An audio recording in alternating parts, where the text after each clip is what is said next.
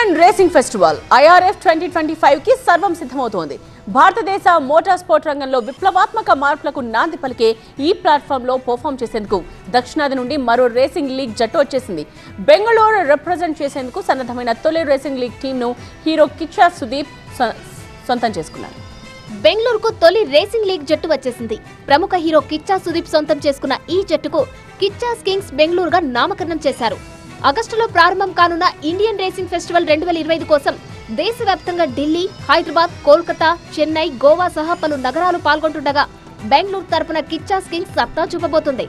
ఇన్నాళ్లు వెండితెరపై తన నటనతో అలరించిన కిచ్చా సుదీప్ ఇప్పుడు స్పీడ్ ట్రాక్ పైకి అడుగుపెట్టారు.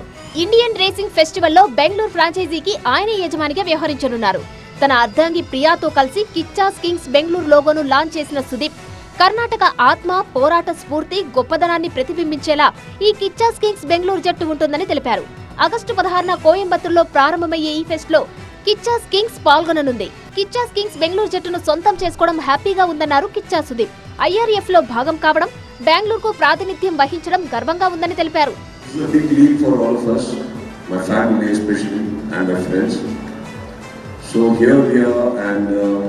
Of course, the ಜಾಸ್ತಿ ಮಾತಾಡೋದಕ್ಕೆ ಹೆಚ್ಚಾಗಿ it's a great thing to be associated with you or relate with you in IRF.